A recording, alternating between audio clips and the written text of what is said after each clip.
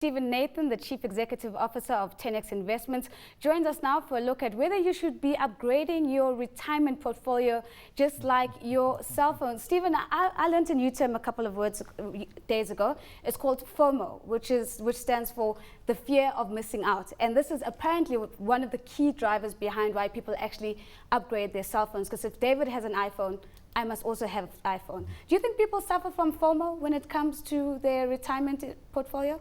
Without a doubt, there's actually been a lot of research done, and we're far more emotional than we are logical. So we all know that when share prices are low, we should be buying, but normally the economic environment and the news flow around the weak markets like the 2008 crisis, everybody actually wants to sell, and we follow our emotions rather than our logic, which tells us we should be buying at low points and selling at high points.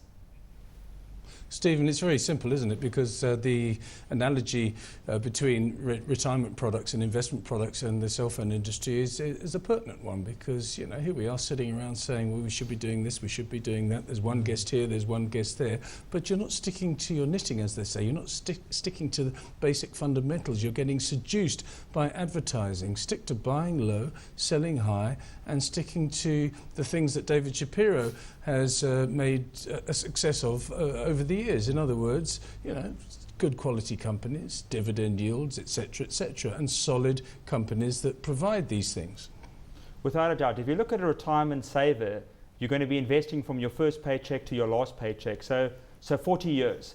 And we did just a quick analysis. If you go back to 1973, you would have retired in 2013. That's 40 years. And there are so many financial events. You had the 73 oil crisis, inflation went through 15% in the US. Then in South Africa, we had the 76 Soweto riots.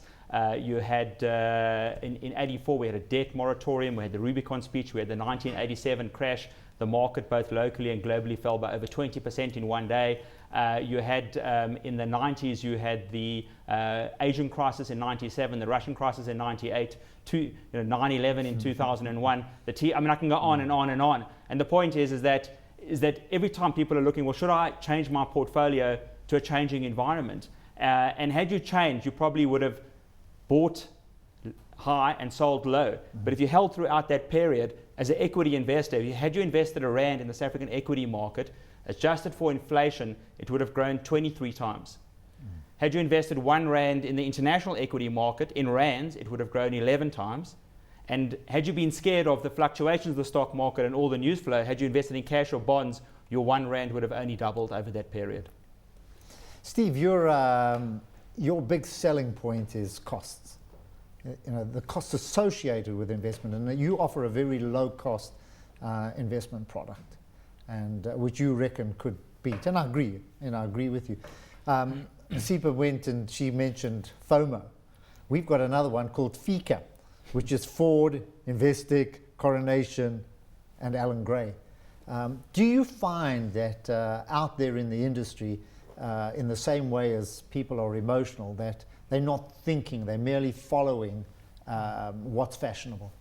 Without a doubt. I mean, the investment landscape is so complex. Even if you're in the industry, we sometimes struggle to find out what these portfolios mean. So what happens is that because you've got so many different choices and there's a strong marketing machine, so all the best performers are being marketed, it creates the impression that every fund's a winner, when in reality it's only 10 or 20% are the winners, and the 80 or 90% that are doing badly, no one's talking about. So there you get FOMO again. Well, you know, at the BRI, John told me that his portfolio went up X%. So people are definitely chasing past performance. They're definitely chasing brands, because even if those fund managers you mentioned, some of them have done very poorly over the last 5 years. You can mention them on air here, you know. Well, it's only going to help us, please, you know. But as an example, I mean, Allan Gray's got a very good long-term track record. But in that long-term track record, there's been underperformance, and people haven't stayed the course. If you look over the last 5 years, Allan Gray has significantly underperformed.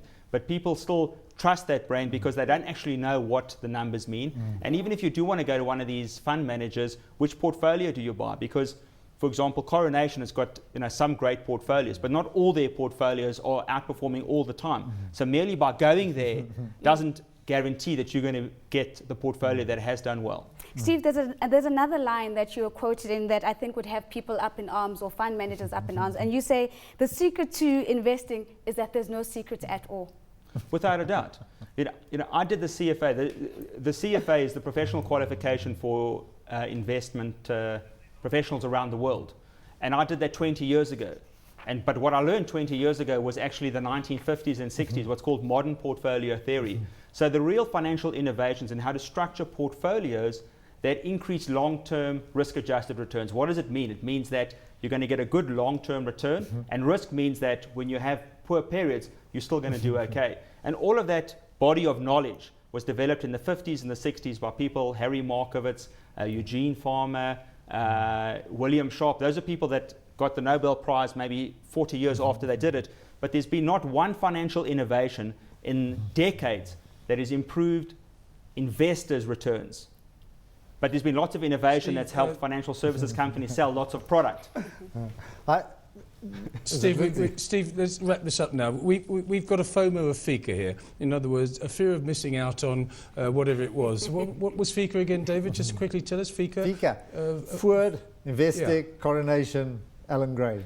Okay, so we've got a FOMO of FICA. I've always said throughout my career in financial services and broadcasting that we should have a psychologist, a psychiatrist on the desk, both in trading rooms and also in the rooms where you sit down with those poor victims of yours, all of you people in financial services, and say, this is what we should be doing. Because it's all to do with human beings and all to do with, as you say, Nozipho, the fear of missing out. So get someone to sit you down and say, this is how you should be behaving, never mind the markets, and human behaviour will take over from there.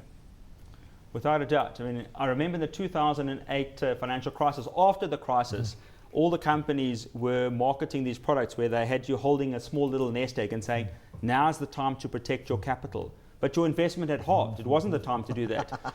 It was 2 years ago was the time to protect your capital, but equity markets were running and they were telling you to invest in equities because that's how you get the greatest return. So you're exactly right. Steve, just I'm not sure how much time we got. One last question. Do these houses always publish the results after costs, or is it before costs? Because that's an important point.